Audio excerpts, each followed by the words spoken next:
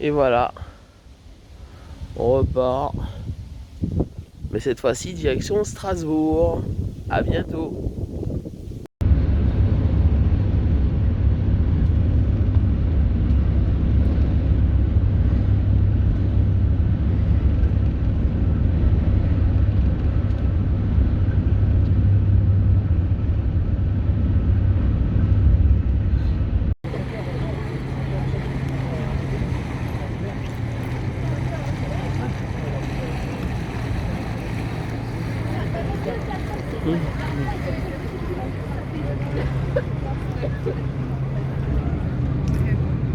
Même leur façon de parler un peu là.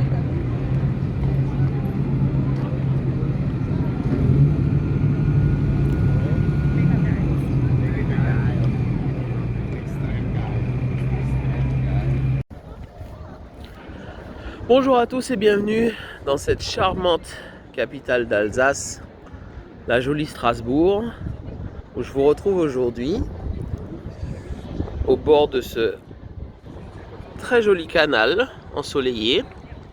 Voilà. Voilà.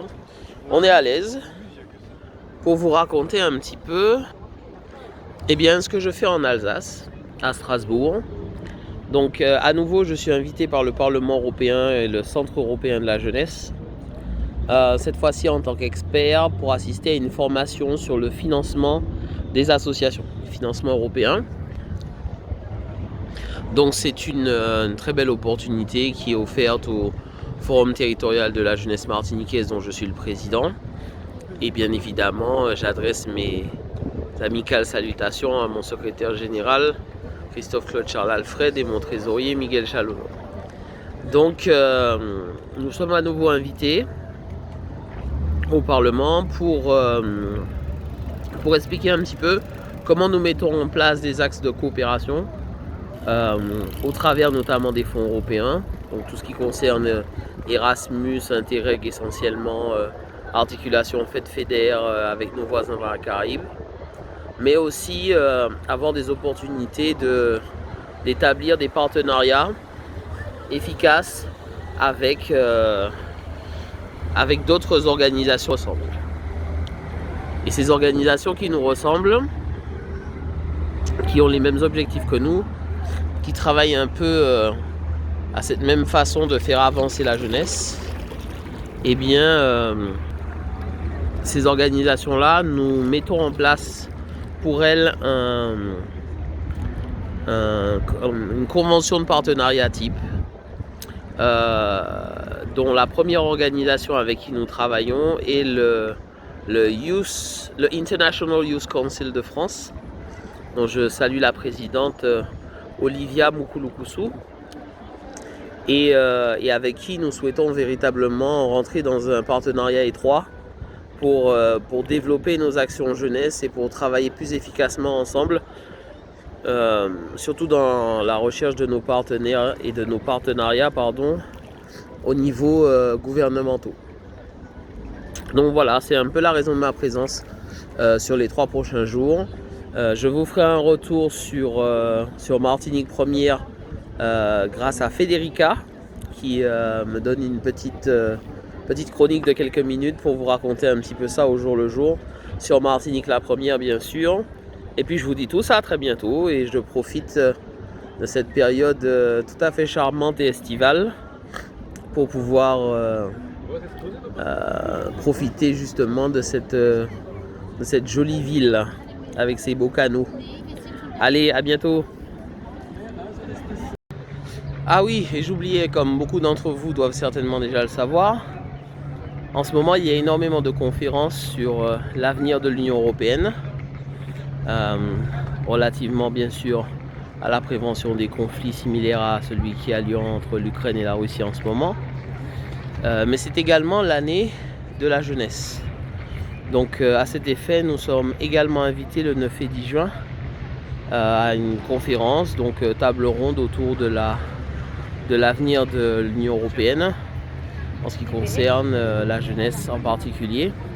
Donc là, nous mettrons en avant plus particulièrement notre projet Beau Grand Âge, qui est un système de contractualisation politique avec les candidats puis les élus aux différentes élections locales et que nous souhaitons développer à une échelle supérieure. Donc tout ça fait partie du package grâce à ce travail cumulé, d'année en année, nous faisons avancer les projets de la jeunesse martiniquaise et bien sûr nous gardons toujours comme ligne de mire le livre blanc et ça a plus de trentaine de projets pour pouvoir véritablement porter la jeunesse martiniquaise au niveau où il faut. Voilà, et c'est pour ça qu'on continue à aller de l'avant avec ces projets-là. À bientôt. Salut! On est au Conseil de l'Europe et on a rencontré Laurent, super sympa, qui nous a fait découvrir la Martinique. Et c'était un vrai plaisir de travailler avec lui et de partager ses expériences. On a envie de venir! Ouais. Merci. Alors, bonsoir à tous. Eh bien, écoutez, on vient de finir cette deuxième journée de formation. J'en profite pour vous faire un petit bilan. Donc, le Forum territorial de la jeunesse martiniquaise, dont je suis le président, a eu l'insigne honneur d'être invité à Strasbourg durant ces 3 jours de formation autour du Fonds européen de la jeunesse. Géré donc essentiellement par le Conseil de l'Europe, nous avons vraiment eu un aperçu très global et en même temps assez précis avec des workshops autour de ces fonds et de comment les utiliser. Donc vous verrez dans les vidéos quelques instants choisis de cette formation. Ce qu'il faut retenir en fait, c'est que les fonds vont de 15 000 à 50 000 euros. Les dotations en fait vont de 15 000 à 50 000 euros. Mais la dotation de 15 000 pour les activités pilotes est particulièrement intéressante parce qu'elle peut prendre en charge 100% des besoins pour l'événement ou l'activité qui est prévue. Donc c'est ça vraiment qui change. Ça a été mis en place depuis le Covid pour justement faire en sorte qu'il y ait davantage de projets qui soient présentés en français, même si le secrétariat est multilingue et surtout en anglais. Donc on a vraiment été accompagné par les personnes qui sont décisionnaires sur l'attribution de ces fonds. On a vraiment été sensibilisé sur la question de savoir comment ces fonds sont attribués, pourquoi, dans quelle mesure, comment bien remplir les dossiers aussi, pour que tout soit bien clair. Donc c'est vraiment l'élément essentiel. Et puis il faut reconnaître aussi que niveau équipement, le Centre européen de la jeunesse, c'est vraiment une maison de la jeunesse à l'échelle européenne, avec des services hôteliers, mais aussi de centres de congrès. Donc c'est vraiment une équipe qui fait le maximum pour qu'on soit à l'aise et qu'on puisse travailler dans de bonnes conditions. Donc ce que je ramène en Martinique pour les associations de jeunes, mais aussi pour la nôtre, c'est vraiment des possibilités de financer des questions comme le TEDx par exemple, ou encore le forum diplomatique qu'on a mis en place. Salutations à nos amis bulgares qui nous font un petit coucou. Salut. Ils nous font un petit coucou et c'est un plaisir de les revoir, hein. On les reverra certainement les 9 et 10 juin pour la conférence sur l'avenir de l'Europe, qui est aussi un enjeu majeur. Donc je vous laisse avec les autres vidéos, les autres informations, et moi de toutes les façons je remplirai mon rôle de rendre compte de cette action et de cette invitation, cette formation, de sorte que ça puisse servir aux autres qui veulent vraiment rentrer dans une dimension européenne, donner une dimension européenne à leur projet. Ceci dit, on a parlé aussi d'autres choses, de tout ce qui est accréditation. Donc moi, j'ai demandé un éclaircissement précis sur notre situation. C'est que nous sommes malheureusement considérés comme une organisation locale. En tout cas, même si la dimension de nos activités est clairement internationale et régionale. Donc ce qu'il faut vraiment mettre en place, c'est établir un lien de confiance avec cet organisme, de sorte à ce que déjà ils reconnaissent l'intérêt et la pertinence de nos actions.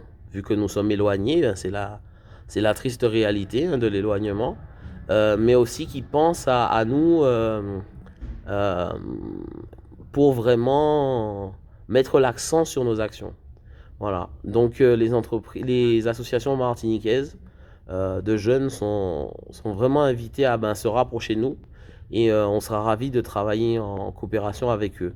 Nous, on cherche vraiment cette dimension internationale, donc je me suis rapproché également de certains participants, hein. Il y en avait certains 19 d'entre eux dans cette formation. Eux qui ont une dimension plus nationale, plus internationale parfois, et puis une solide expérience de relation avec ce Fonds européen de la jeunesse et qui visualisent bien les choses et pourront nous aider dans le cadre de conventions de partenariat adaptées à aller dans la dimension qui est réellement la nôtre. Donc en tout cas, c'était un plaisir, on a passé un bon moment, apparemment j'ai bien représenté le pays et on se revoit bientôt pour la suite. À plus!